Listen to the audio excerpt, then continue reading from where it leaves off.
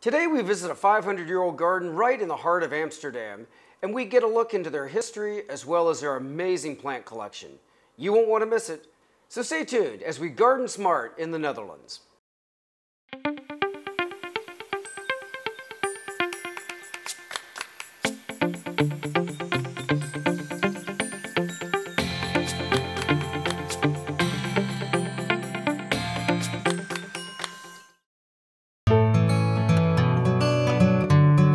Bring the outdoors into your everyday life.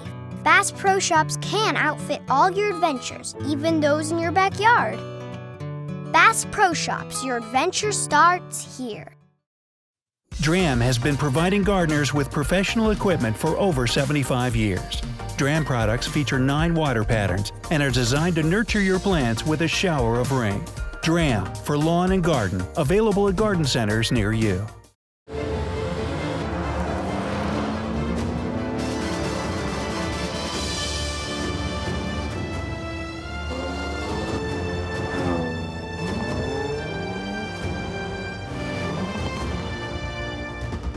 The Jaguar F-Pace.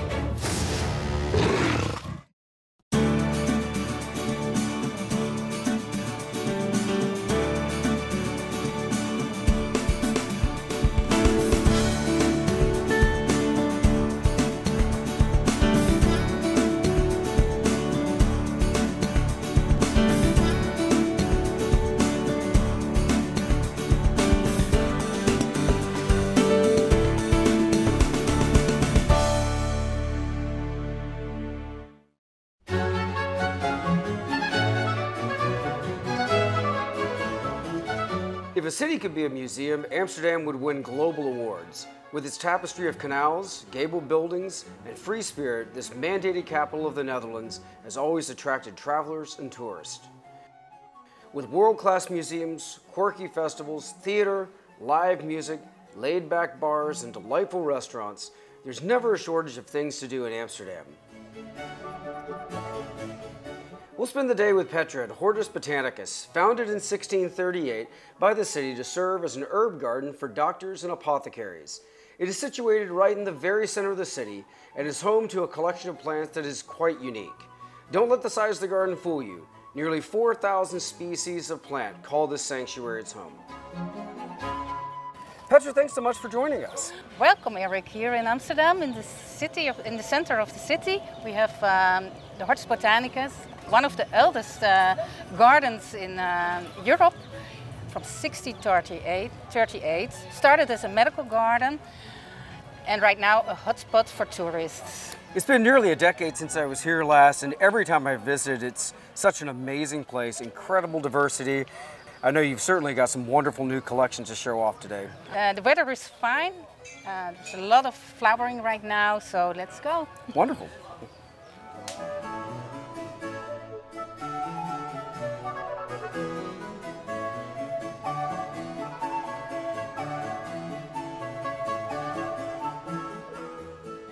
Well, Eric, we are in the tree climate glass house, and this is the subtropical climate. And we have here a collection of South African plants. That's because of the Dutch East Company went in the past, in the golden ages, to Indonesia and Asia to get spices. They go around Africa and they made a sort of little colony to rest in the neighborhood of Cape Town.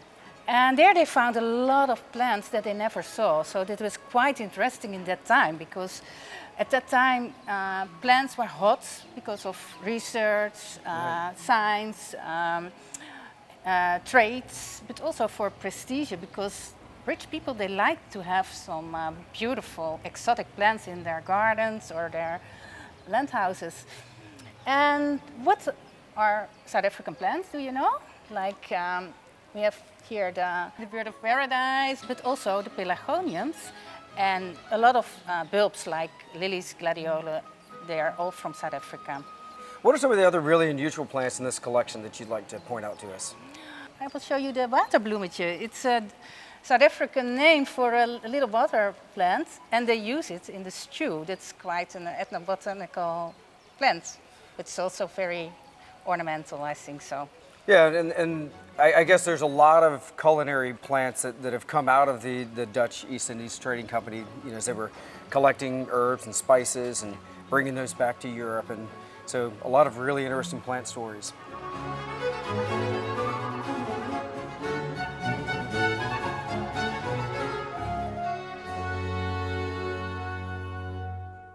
Well, we have a whole group or collection of Pelagonians. They are very nice smelling plants. I have here a leaf. There are in a lot of oil balls in the leaves. Right. And if you wrap it, then you can smell it like. That smells like great. Like peppermint, no? Right, yeah. right. In the time of, in the Golden Age, they couldn't have showers on the ships, and on the from the Dutch East Company, and then they already made an oil, a sort of perfume to wash themselves because it's a disinfection. Right, right. Yeah. Well, and also there's an insect repellent component to the oil that's in the Pelagonium leaf, and we think of citronella, which is a well-known Pelagonium, and of course, you know, we use those all the time in candles or oils that keep mosquitoes away. Yeah, that's true. So we find ourselves now in the succulent or the cactus house, and it's a wonderful collection of an incredible amount of diversity. Yes, true. Yes, certainly we have here a lot of plants that are surviving in very arid areas. We are very proud on this glass house because it's designed a couple of years ago by a landscape architect, and he wanted especially point out the convergent evolution. We have here plants from Africa here, and in the end they're from Madagascar, and the rest of it are plants from America. I tell you this because of these plants are lookalikes, like the cactus are looking like the Dideraceae from Madagascar, but they are not related to each other. They are not family, but in the evolution they made the same strategies to survive in the dryness. Right, and that's an important point, that convergent evolution shows us that the plants that are having to survive in the same environments, they end up undergoing a lot of the same process to adapt to the really dry, you know, heat that they would experience in the desert. Yeah, that's true. Like we have the aloes. Aloes are growing in a rosette, but also you have the agave from Mexico. It's also growing in a rosette, but they are not family from each other. Well, there are quite a few very unusual plants in this collection. What are some of your favorites? My favorite is definitely the quiver tree. It's from Namibia. It's from the desert in Namibia. And actually, it's not a tree. It's not woody. Okay. But it's, the branches are a little bit empty with a sort of pulp. And the people from the desert, they made a sort of quivers from it for their arrows. They are hunters. And also, sometimes it's flowering. Yellow flowers, big yellow flowers, and the buds of the flowers, you can eat it. It's tasting like asparagus. Oh, wow. Very nice. And you can see also, yeah, I think everybody is very enthusiastic about this plant. Also children are, wow. The stem, they hollow it out. The people use it as a fridge because they can cool the water more. Oh, really? Yeah. Another one is maybe the elephant's ear. So like I don't actually know this one. No. Do you know? It's a calancha, right? Yeah, and it's like velvet. They have this little. Yeah, the texture is fantastic. The texture is very soft. Huh? It's also a strategy against the sun and the very hot circumstances. Yeah, I see a number of plants that are pretty familiar to us with the barrel cactus over here. It's a very common Arizona, Mexico plant. Hierbij you see the Christusdorm, how we call it in Holland. It's a euphorbia. It's a big family that's coming from Africa. It's nice because we have here spines and leaves and flowers all together in one time. It's a national plant from Madagascar, and in the leaves, if you can see so, there is a sort of white latex. Right. It's poisoned, so it's to defend itself for animals. And it's called Christusdorn. It's the thorn of Christ, the crown of Christ. But actually, it has nothing to do with Christ because it's from the island of Madagascar and it's not from Jerusalem or Israel at all. Yeah, it's a very interesting plant, and there are many euphorbia that we see that are very useful ornamentals, either for their foliage. Many of them have very, very impressive blooms like this one, so a wonderful ornamental plant. So Eric, I will show you here a medical plant from South Africa. It's the wild sister of the Aloe Vera, well-known medical plant, I think so. It's the Aloe Verox. They cut the leaves, then they let drip off the sort of gel. Right. It will crystallize in black crystals, and there they made all kind of cosmetica for it. So it's a nice plant for the beauty of the woman. Right, it does great things for skin. We find aloe vera in many, many different products. It's wonderful for cuts and burns, and it's been a very important medicinal plant over the years. Yes, that's true, yeah.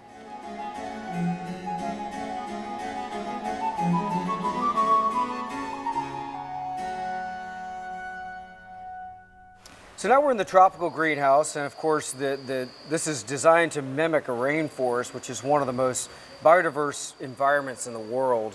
There's so many incredible plants here, but I also want to talk about this incredible structure that basically looks like a large terrarium, right? Yeah, well, actually it is a nice piece of design from the end of the Golden Age, because a lot of plants that they took from South Africa or wherever, they came dead because of the salt on the ocean. And that's why they had to make a construction to invent something. First they did it in globus from glass, but it didn't work out. So that's why they made this one. And they can bury it from the porch to the garden, so that's very terrific. Interesting. Yeah. And so the plant that you've got in here is also has a very interesting story. It's a relative of the stinging nettle, but even more intense. Yeah, it's the Gimpy Gimpy. It's from Australia, and it burns your.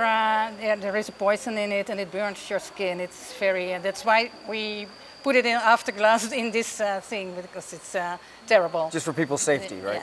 Yeah. Of course. So another wonderful plant right behind you is the vanilla orchid, and of course that's a very important plant just in world trade, also in food.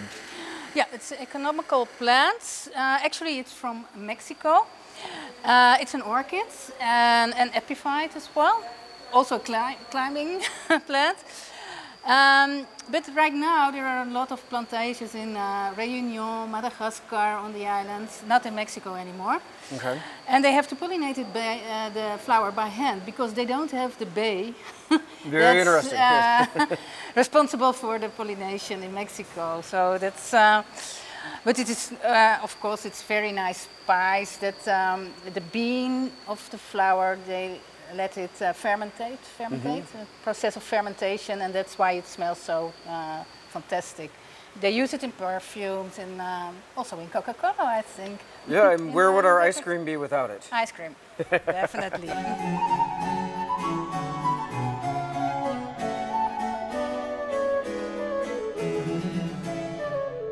Hey, look here what's flowering. It's the Kauruati. It's a sort of begonia. Okay. It's a special plant in Winti. It's a voodoo religion, like from Suriname. Suriname is one of our colonies. And actually this plant now it's threatened in the forest because they took a lot for their religion purposes. And of course, begonia is a very important annual. You can buy it in almost every garden center in the U.S. This species is it's a botanical sort from deep down in the forest. Right, I think right. So. It's a very rare one. So that's Begonia Glabra.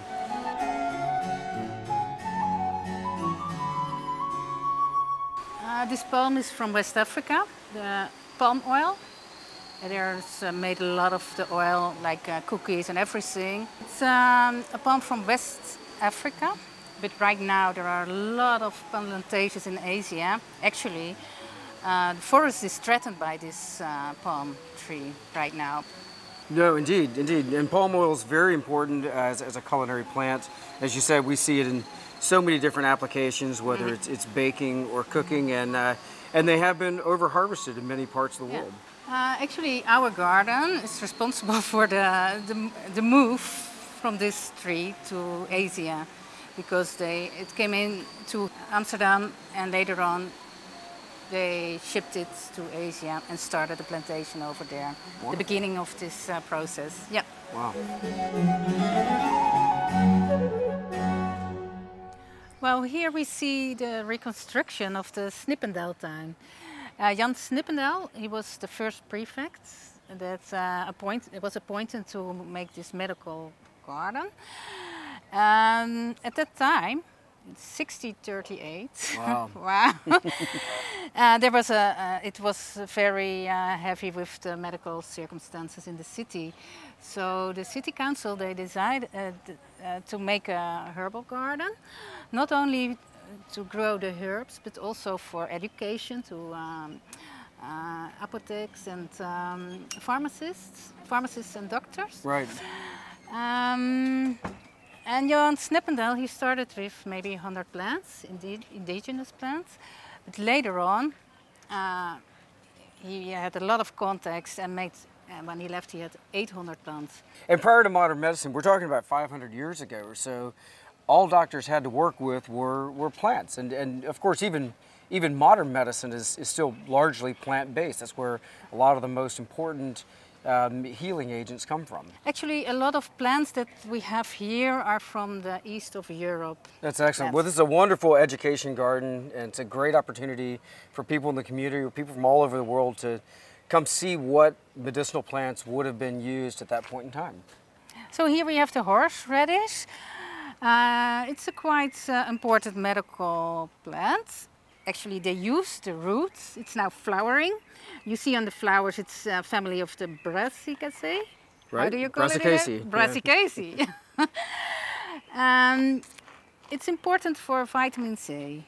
In the medieval, there were diseases like they take the root and they shape it in little, and it's a strong taste. Right, it's a wonderful culinary plant. I mean, horseradish is seen in many sauces, and this is a very important family. So broccoli, kale, you know, many of the leafy greens that we eat, and as you said, you know, because it's very high in antioxidants, and of course it's very, very pungent. So for respiratory type illnesses, and just as an antioxidant, you know, high in vitamin C. So right, it would have been very important along with citrus in the fight against scurvy. I noticed in another corner of the garden you have Belladonna growing, and that's a plant that I think has a fascinating story behind it as well. The Belladonna. Actually, there are black bays on it, and they use the liquids to make surgery in the eyes. They drop the liquid in the iris, and the iris will grow, so you can better see, the doctors can better see. So, but it's also used by South European women. They drip it in their eyes to be more attractive to the men. Yeah, but it's a very early solution to dilating the pupils. Yeah. And of course it could still be used for that purpose to this day. Yeah, and I think medical plants, it's you always have to be aware of the doses as well. You have to be careful. A very important part of the mission of De Hortus is education. And this greenhouse was built for the purpose of bringing in school children, folks from the community, and teaching them about plants and teaching them about the garden. Yeah, it's well about the history. Right. And I want to go back to 1682. Then there were two important guys, Johan Huidekoper. One of them, Jan Commelin, he was a trader in plants. And Johan Huidekoper, he was the mayor of Amsterdam, but he had also very big influence. He was a manager in the East Indian Company. At that time, plants were very important. There was a lot of trade, and they made money of it. Actually, they started there came plants from all over the world, from all parts of the globe. And they started to make not an herbarium, but a watercolor Atlas. Okay. They call it the Monix Atlas. It's now digital. It's very nice. It's our 420 watercolors from plants. And they are made by Jan Monix and his daughter Maria Monix. And here you can see 4 of them. Yeah, they're beautiful. It's hard to underestimate the importance of this kind of documentation. This predates photography. And so a way of helping people understand taxonomically what these plants looked like was through these watercolors, and they're beautiful. Yeah, one important thing was also the invention of the heated greenhouses. So they were able to study the plants in all kind of stages, from seeds, the leaves, the flowers, and the fruits. So that was a lot of progress in the whole story. Right, absolutely. And being able to keep these plants alive. Many of these are tropicals. And of course, the climate here would not allow the plants to overwinter. But as you said, it allowed them to grow in more of their native environment so they could actually be studied through the entire life cycle of the plant. Here we are in the palm house. We are very proud on this palm house. It's built 100 years ago for Hugo de Vries. Hugo de Vries was director of the garden, and he was also a researcher. And he was international known because of his research to the mutation of the evening primrose. Oh, wow. The yellow flowers. There you go. This is one of the most impressive architectural structures on the property, but it also would have served a very practical purpose, which is in the winter they would bring in these really, really large plants that are in containers that in the summertime would then be brought out into the garden. So this is how they kept all that alive year-round. And one of our biggest container plants is over here. It's the East Cape giant cycad. Wow. 300 years ago it came from the Cape to here by ship. And we purchased it from the collection of King William II. He had a palace, a winter palace with very nice exotic plants. One of the eldest from the Western world. Well, it's very, very impressive. And of course, we see cycads in the U.S. a lot, but of course, nothing of this stature. Oh, no, it's true. It's quite large. Also, I have to tell you, it's on the red list. It's a vulnerable plant. There are some in their natural habitat, but also a lot of them in the gardens. So Petra, we're standing under the shade of this beautiful cinnamon tree. This is a pretty old specimen, right? Yes, it's true. It's also planted by Hugo de Vries 100 years ago. So it's an old one, and he planted it for education. Cinnamon was, of course, a very important spice. Yeah, and they made actually the cinnamon from the bark, from the inside of the bark. Cinnamon, of course, is one of the spices that is very important for the city of Amsterdam. Holland became rich because of the cinnamon, the trade in black pepper, nutmeg. It's kind of all kind of spices.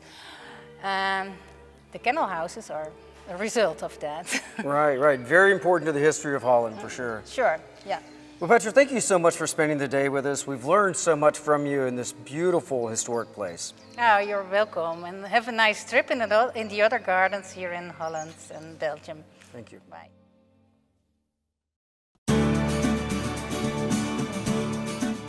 Each week we travel the country north to south, east to west, visiting some of the most exciting gardens, as well as talking to industry horticulturalists about design principles, new plants, and also how you can be most successful with your home gardens. We also love answering your gardening questions, so visit us on the web at GardenSMART.com.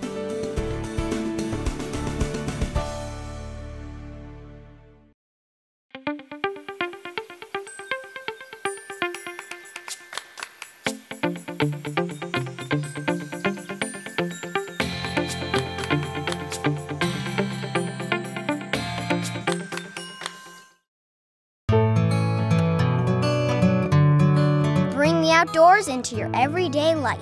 Bass Pro Shops can outfit all your adventures, even those in your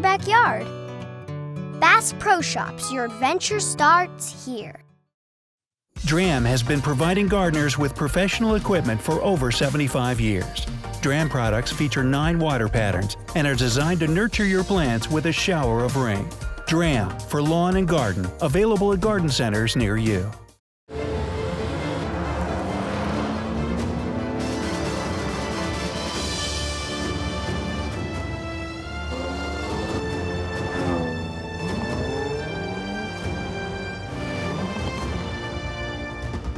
The Jaguar F-Pace.